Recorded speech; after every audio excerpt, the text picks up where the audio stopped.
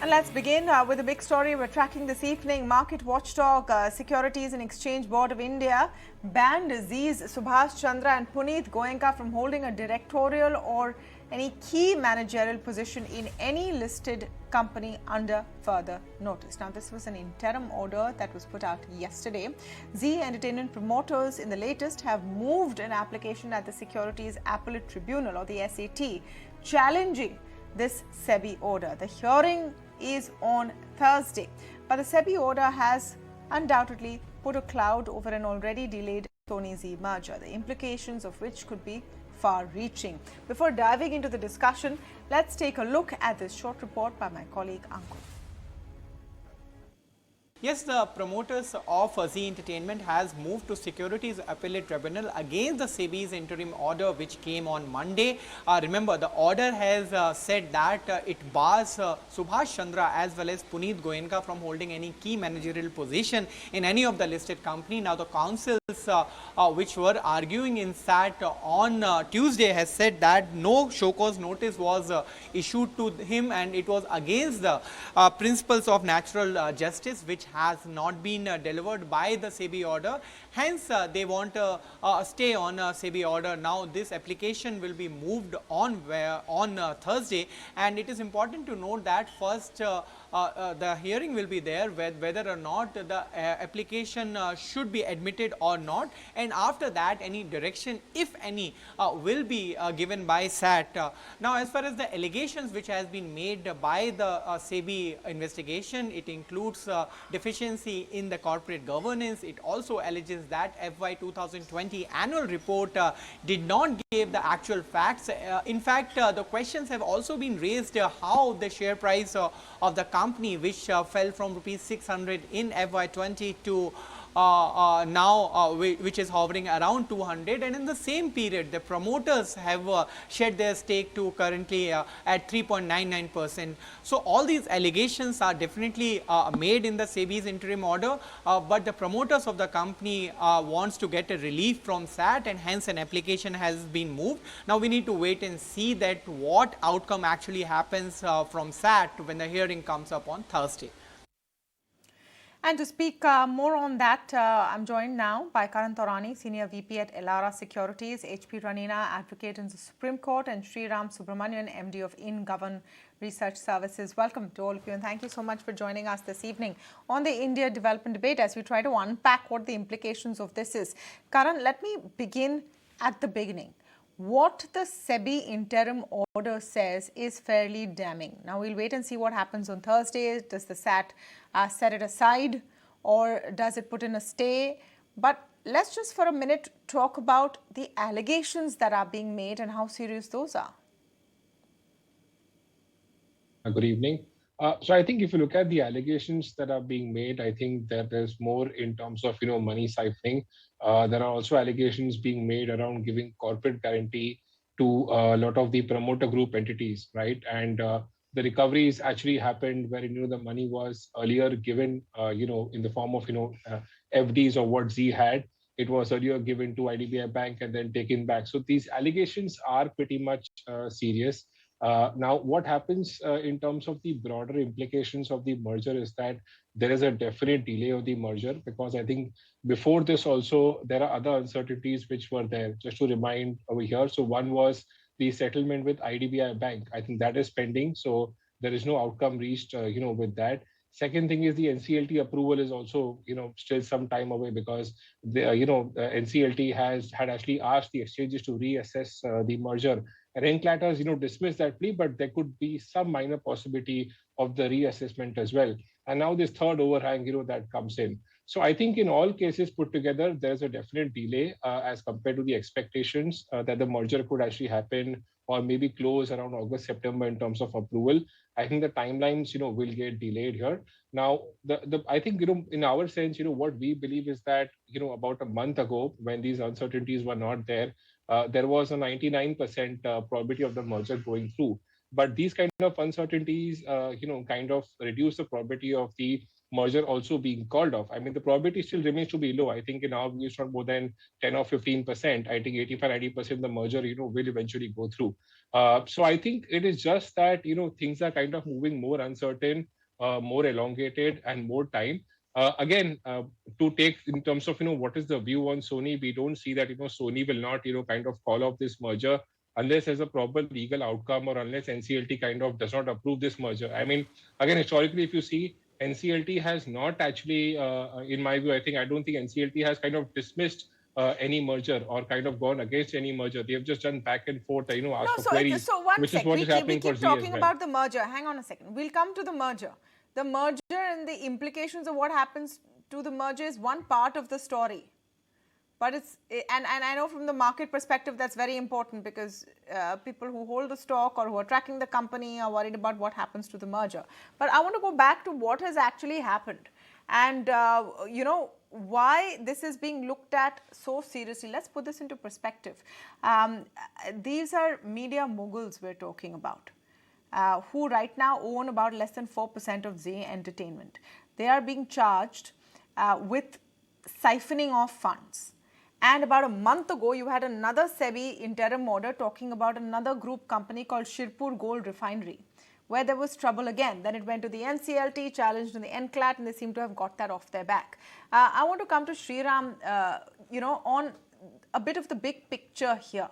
Is this telling us about a troubled set of promoters who are somehow, and if I use an allegory here, trying to remove the water from the boat as it's sinking? Good evening.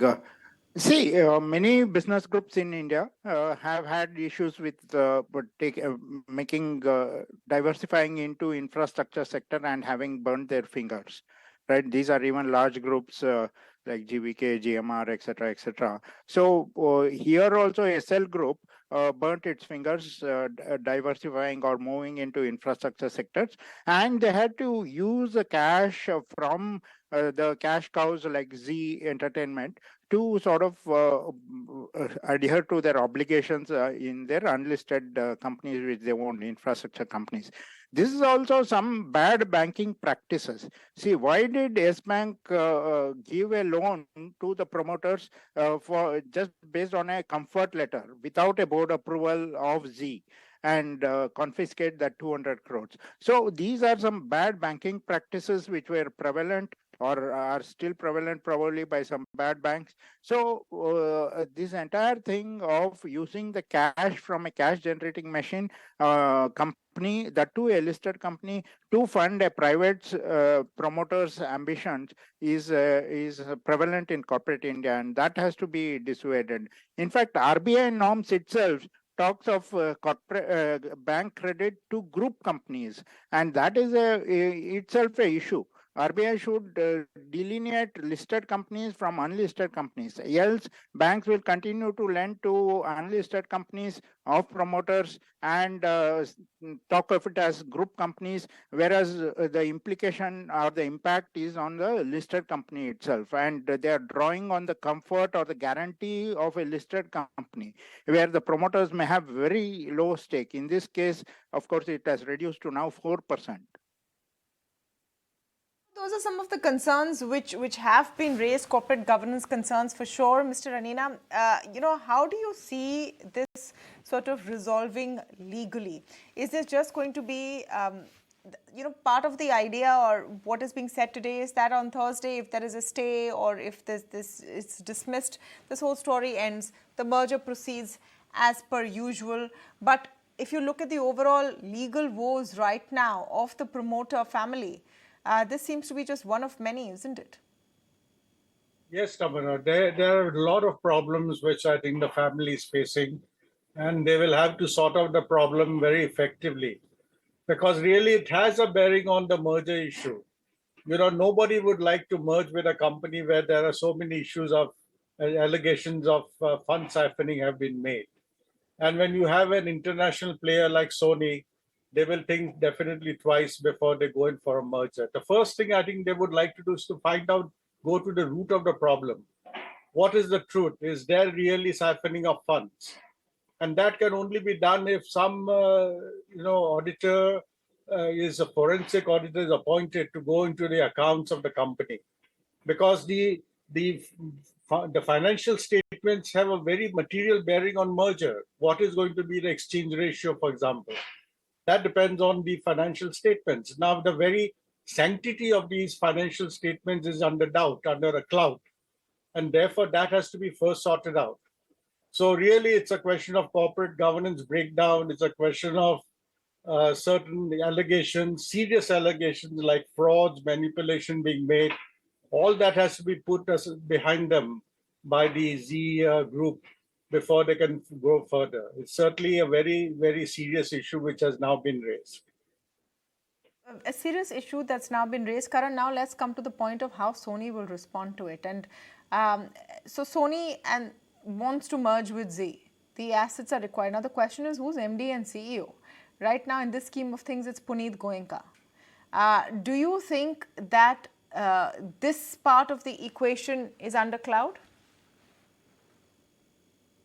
I think, if they're able to get a stay with SAT, and if, the potential outcome of that is elongated, or maybe, in the other scenario, if SAT dismisses the plea and, Punit is not MD CEO of the company anymore, or is not on the board, I think in that case too, I think the merger definitely will go through. Because we don't foresee that Sony will call off the merger with or without Punit, because they are also wanting to go ahead with this entire thing, which is there given what is happening in the media industry. So we don't foresee a risk of the merger being called off basis that, but definitely even basis that there could be a delay. In fact, there could even be a scenario wherein Punit could be brought back into the company after a year and a half, when there's a legal outcome of this entire issue or stay order which is going to come with SAT. And maybe in the interim, they might appoint a new CEO or somebody internally from Sony if that were to be case. But the broader point I'm trying to make here is that, whatever issues that are coming right now are already known by Sony. They had done a very detailed due diligence, a couple of years ago before taking this decision of doing the merger with Zee. So it could be, fraud, it could be, whatever you call it. But these are things, which are very much known by Sony. And none of these issues are pertaining to Zee as a company, in terms of for their own business operations. Most of these issues are relating to promoter group, which is SL Infra. And I think now they have kind of, removed the ties with the promoter group right now. And I think with Sony coming in, you see a change in promoter group, you see better corporate governance, and you'll actually see a re-rating in terms of the company's valuation as well. So that is what, as the investor community, is kind of looking forward from now. That's an interesting perspective. Shriram Subramanian, do you think that the family will be able to cede control? And I'm not talking about the 4%. It's 4%, but they actually run the businesses. So will they be able to cede control, or will they find a way not to? No, I think at the end of the day, the family was already mentally prepared to cede control in that sense. But for Punit's role as a MD, probably as a role as a MD, but from a media executive hat, not from a ownership or a promoter hat, from a media executive's hat. The board would have been reconstituted, a number of CXOs would have been come in. Sony is not going to just write a check of $1.5 billion without putting in additional controls in place, mechanisms in place, enhanced corporate governance, etc. They are not this one. As Tarun said, they would have done already a significant deep due diligence. 1, 2 is they know all these past issues, and they would have ring-fenced, they will ring-fence Zee from any of these other issues that the promoters face. So to that extent, but if push comes to shove, there is a possibility that Punit will have to leave, or there should be arrangement where Punit will go out. There will be some other CEO who comes in and takes the matters as a MD and CEO and runs the merged entity. So a lot of permutations and combinations. Mr. Ranina, how do you see the legal battle from here on going? Well, the battle will be starting on Thursday when the NCLAT will consider the issue. Of course, they have a strong point that the opportunity was not given to the promoters before they were disbarred to continue as KMG as, so very keen operators. So that is a strong point in their favor, and possibly the NCLT may give some time and send it back to the NCLT and ask the NCLT to hear them out. So I think that will take around a month or so. And then the other issues will have to be sorted out. And as I said, the financial statements will have to be really strengthened, and they will have to, Sony will have to make sure that they are on strong grounds. And once that happens, I think the merger will go through. But I would think it will take at least 1 to 1.5 years, not before that. Okay. So it's going to be a long time coming. Sony will still have to wait for a bit for its merger. The Zee Entertainment saga then continues. All eyes now on what happens on Thursday as we track the story. Thank you so much, Mr. Ranina, Karan Taurani and Shriram Subramanian for joining us today on this chat.